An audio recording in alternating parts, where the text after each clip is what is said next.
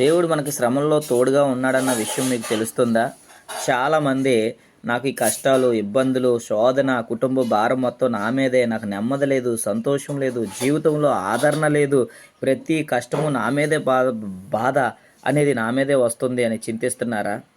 ఖచ్చితంగా దేవుడు బిడ్డగా దేవుడు నిన్ను బలపరుస్తున్నాడు. ఈరోజు కీర్తన గ్రంథం 91 అధ్యాయం 15 అతడు నాకు మొర్రపెట్టగా నేను అతనికి ఉత్తరం ఇచ్చేదను, శ్రమంలో నేను అతనికి తోడై ఉందను, అతనిని విడిపించి అతన్ని గొప్ప చేసేదను. దేవునికి స్తోత్రం. దేవుడు నీ వెన్నంటే ఉండి నీ చేయి పట్టుకొని ప్రతి శ్రమల్లో నిన్ను బలపరుస్తూ ఆ పాఠాలు, ఆత్మీయమైన పాఠాలు నేర్పిస్తూ ఒకానొక రోజు ఆ శ్రమ నీ దగ్గర నుంచి దూరంగా పారిపోయినప్పుడు నువ్వు గొప్ప సాక్ష్యం దేవుడి కోసం చెప్పాలని అతను నిన్ను విజయ తీరాల్లోనికి నడిపిస్తున్నాడు. దేవుని నామానికి మహిమ కలుగును గాక. యోసేపుని ఎలాగైతే దేవుడు బలపరిచాడో, ఆ గోతులో నుంచి పోతీఫర్ ఇంటి దగ్గరకు వచ్చినప్పటి నుంచి జైల్లో 2 సంవత్సరాలు ఉన్నప్పుడు రాజుగా చేసినప్పుడు దేవుని నామం ఏ విధంగా గొప్ప చేయబడిందో అలా ఈరోజు నిన్ను బలపరచబోతున్నాడు. కాబట్టి నువ్వు చేయాల్సిందల్లా ఒకటే, ప్రార్థన చేసి దేవుని నామాన్ని గణపరచు.